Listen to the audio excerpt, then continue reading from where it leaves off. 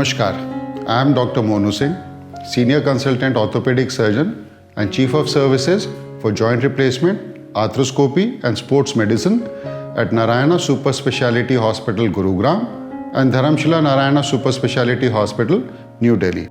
Today we are going to talk about the rotator cuff degeneration, tears and their management. Basically, it is a subspecialty of injuries which occurs at the shoulder joint.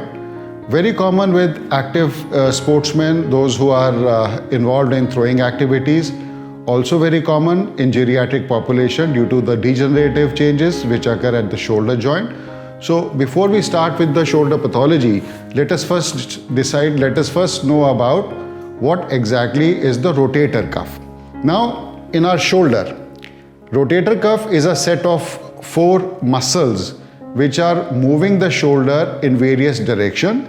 Namely, they are involved in lifting up of the shoulder, in inwards movement of the shoulder and outwards movement of the shoulder. So these are 3 basic, very important movements which are conducted by these 4 muscles which constitute the rotator cuff of the shoulder joint. Now, mainly in these 4 groups, in these 4 muscles of this rotator cuff group, we are concerned with 2 muscles which are involved in lifting up of the shoulder joint.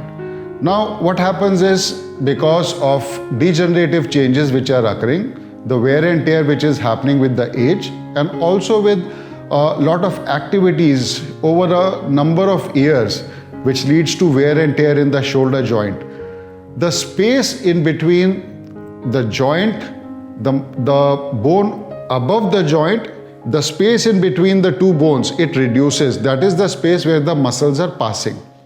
Now these muscles which are traversing and working continuously, when their space is reduced, what happens is they get constricted. There is a compression over them.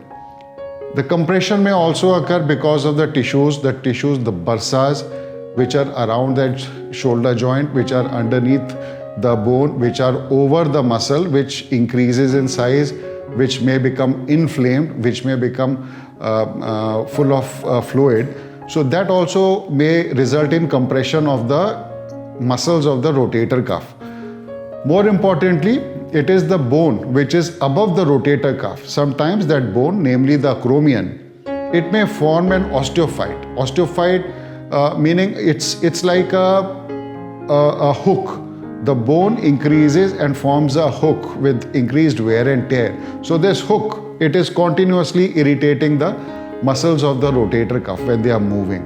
And with this constant irritation, sometimes there is inflammation of the rotator cuff, and sometimes this inflammation which may increase to a rotator cuff tear. The muscle may tear from that part because of wear and tear and because of weakness. It may also happen when a sudden forceful movement of this muscle is done, or it may also happen when there is injury or trauma to this muscle. So in a sense, this whole spectrum from compression to inflammation to tear of the rotator cuff, it basically presents as pain of the shoulder joint, which may be very troublesome and disabling. And one peculiar characteristic of this pain is that this pain is present more at night time. And the reason being that when you are lying down, the gravity is not affecting the shoulder. The gravity is not pulling the limb down and providing it more space. The gravity is absent when you are lying down, and the shoulder goes up, and the rotator cuff, the muscles of the rotator cuff, the tendons of the rotator cuff, they are pressing against that bone, and then the irritation increases and the pain is more. So very typically, you will find that the patient at night time is complaining of pain in the shoulder and has to move the limb to get a new position while lying down. So our treatment for these conditions is very simple. I would not talk too much about the conservative treatment, in which we have to give some amount of physiotherapy, medication, dedicated exercises, or maybe rest at times. But what I'm going to talk about is how we can reduce this, how we can decompress and provide relief on a long-standing basis to the patient. So in cases where the tear has not happened, but there is wear and tear, and there is inflammation of the tendons. All we have to do is we have to remove that protruding piece of bone on top by a keyhole incision, which is a very simple job of just about 5 to 10 minutes.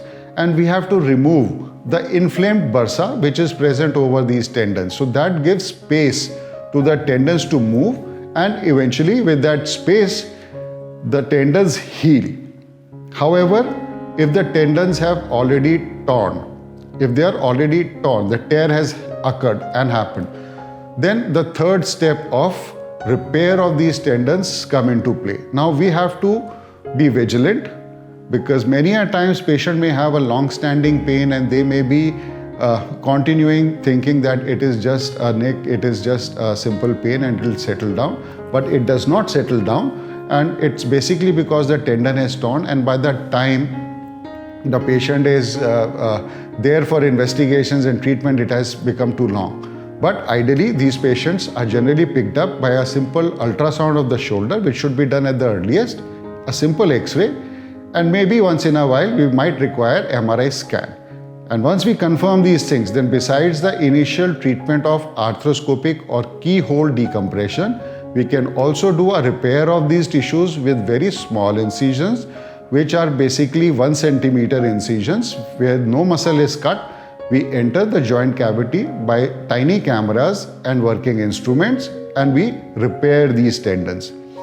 Once the repair occurs, the patient finds good pain relief, and eventually the function of the patient comes back in a very good and functional manner, and most of the patients, they are happy and well satisfied, and they are able to pursue their activities of daily living in a simple and satisfied manner.